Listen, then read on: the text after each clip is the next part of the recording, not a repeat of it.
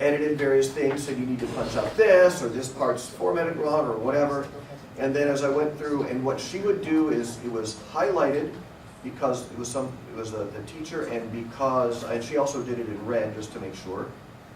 So what I did is I went and fixed whatever it was, and then erased her comment, and there it is. And so to this day, I don't think that this thesis has ever been printed on paper. And this is sort of the other big pictual conceptual thing about Google Docs. Is the thing we're used to is you've got a Word document, and you print it out, and you look at it, and you edit it, and then you go back to your computer and you make your edits. Or you send it to somebody and they read it on their computer and then comment or whatever. So, and one of the minor flaws in Google Docs is sometimes it doesn't print quite properly. It prints to PDF and then you can review it on your computer before you print anything to make sure that it came out right.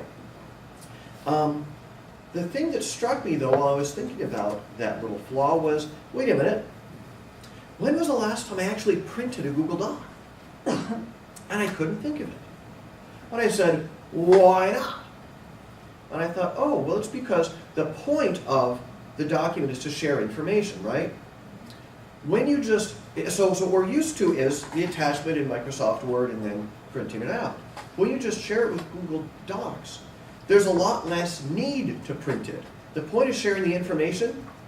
So you just share the document, you've shared the information. The other person can print it out if they want, but a lot of times they don't. They just see it and edit it on the screen. So you may or may not recall that back when computers started gaining traction in the mid-'80s, and everybody was like, woohoo, paperless office! And of course we all know that didn't happen.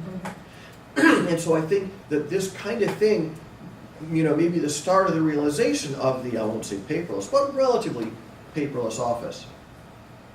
And is this in Word?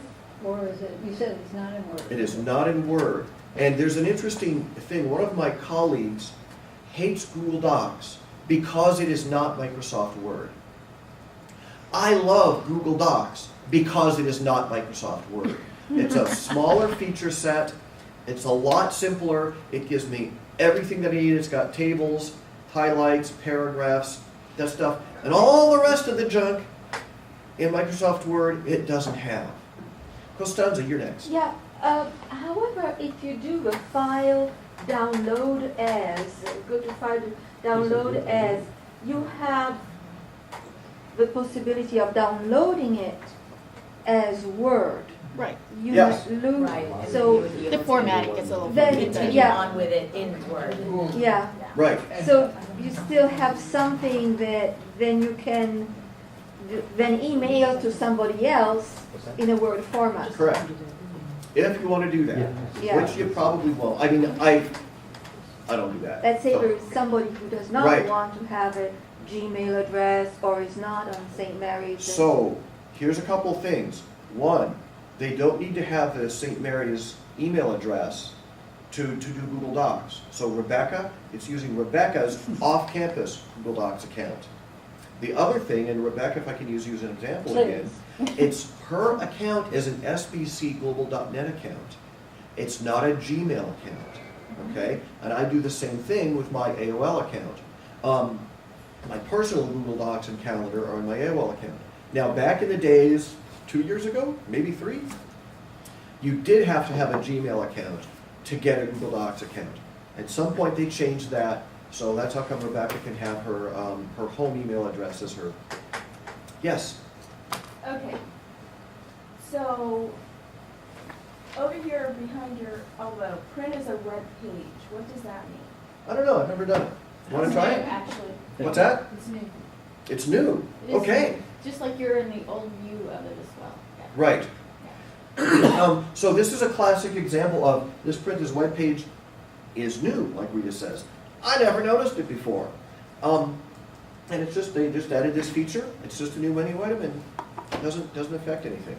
I know that, for example, with certain software that have those print as web page, or they show you the option to make it a web page, and then once you do that, there's another option that turns on that lets you see the code okay? Oh, the HTML The code. HTML code. And I have used that personally because then I'll take the code and drop it into something else. So I could mess with the code a little bit more. That's if you're going a lot deeper, you know, and you want to really manipulate it in many ways and add some other features to make the page a little bit more dynamic, kind of like a web page. So that's I've not seen that print as a web page before, but I assume that eventually is going to be kind of like that. That it's going to be, you'll get the code But for what that I page. think that also brings up and points to is you can take a Google Doc, a presentation, or a spreadsheet and make it public, meaning anybody can look at it, or just, and then you have a link for a web page that somebody can go to. Right. Mhm. Okay, one more question. Can you set this up so that each contributor, aside from them manually changing the color that they use as a highlighting, can you set it up so that each contributor is automatically attributed, their contribution is history. attributed? I think, I don't know if I failed to get to that slide or not. Let's go here and make sure I've gotten over everything. Oh, I remember, that's exactly where, There you have history. right, and pedagogically, the use of this is, if you assign a group project, and the students are doing a presentation or document or whatever, you, the teacher, can go in, and actually the students can as well, and go in and see who's made what edits when. Which, you know, the problem with group projects is that, you know, one or two people do all the work and the other two just slide. And this history is a way of you as the teacher of getting a real good handle on who actually did what and when. You know, which of the students waited till the absolute last minute to do it, for example. Hey Carl, can I add something to Yeah. one? If you can go back to the previous screen where you saw that option to download the Google Doc as a Word or RTF or whatever, that previous screen. The one that gave you the menu that said download as. File. This is it. Yes, No, there no. it is. Yes, that's the one. And then you have that download as. Okay, so for me, when I use that, it doesn't happen that often, but, okay, so Google Doc will give you just about all the basic stuff that you need to use for Word. Most people use the basic stuff, all the basic formatting and bold and the colors and the size and font and the bullets and numbers, indents, basic stuff that most people use. And honestly, for me, that's why I use Google Docs, because obviously I can access it from wherever. But if I find that a Google Doc that I have already created needs a little bit more than what is offered here, then I will download it as a Word file so I can tweak it a little bit more. And then, after I tweak it a little bit more and it has that extra stuff that Word gives me, then I may re-upload it again in here. Mhm. See, So- but that's so I can have the good thing is that again, it is online, you can access it from wherever. And it will keep that new It format. will keep the new formatting. Hang on a But again, second. but hold on a sec, new formatting though, that is only available in that Word software. It's static, you know, it's not like you can really, yes. Right. So the two other bits I want to mention real quick. So you can just upload documents. So you can use Google as your online backup for important documents if you're so inclined. Probably better to use Mozy or iFold or something like that, but you got options. The other thing is, if you're concerned about Google's servers crashing and you lose your documents, you can zip them up and download them to your local computer as well. So you got it both ways. Let me check. Also, as an addendum for the downloading and uploading, because they have different ways of formatting, just like going between Word and a PDF or Word and RTF, a Word document and RTF, going between Google Docs and to something else and going back and forth, your formatting is going to shift and change. So if you want to do formatting on something, make sure you're in the program that you want to do the final formatting in before you get the formatting the way you want it. Because it is going to shift and change between, just like going between a PDF or a RTF or a Word document. But if you embed the fonts in the Word, then the formatting will retain when you go to PDF. Yes, PDF does have that feature. Unfortunately, Google Docs does not. Yeah. Okay, I want to cut off questions at this point and get on with the hands-on part of the two assignments. So what I'd like you to do So, you may recall from the agenda, the next part of my talk was about online resources. One of the things that I've done with my fencing class for a couple of years is put some YouTube videos that explain some of the basics of fencing, like your on guard, your advance, retreat, lunge, on my website, on my little website, so that before the first class, students can see those videos.